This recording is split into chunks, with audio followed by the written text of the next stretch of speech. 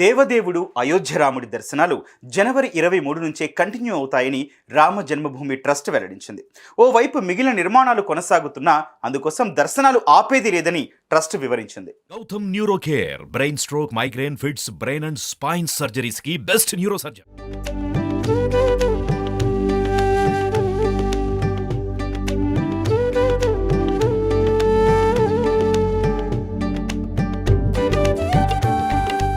ఎట్టి పరిస్థితుల్లో అయోధ్య రామాలయ నిర్మాణం 2024 లోపలే పూర్తవుతుందని అయోధ్య రామాలయ కమిటీ వెల్లడించింది.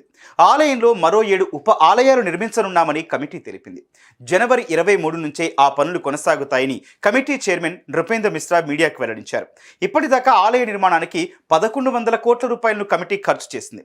మిగిలిన నిర్మాణాలకు, ఇతర ఏర్పాట్లకు మరో 300 నుంచి 400 కోట్ల రూపాయలు ఖర్చయ్యే అవకాశం ఉంది.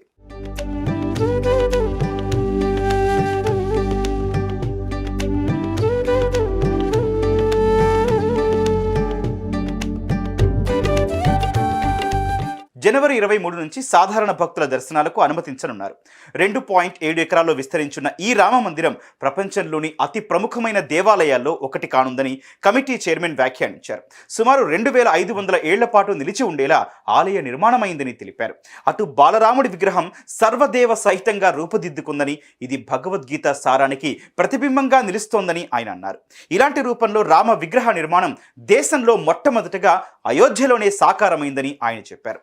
ఈ విగ్రహంలో స్వామివారి శిరస్సు పైభాగంలో సూర్య భగవానుడు కొలువై ఉంటే, ఆయన విశ్వరూప సందర్శనంలో కనిపించే విధంగా చక్రం, శంఖం, పద్మం, గద, ఓంకారం, స్వస్తిక్, బ్రహ్మశివులు, దశావతార రూపాలైన వామనుడు, పరశురాముడు, నారసింహుడు, రాముడు, వరాహమూర్తి, కృష్ణ భగవానుడు, కూర్మరూపుడు, బుద్ధ, మత్స్య, కల్కి, హనుమాన్, గరుడ నవగ్రహాలను తీర్చిదిద్దారు.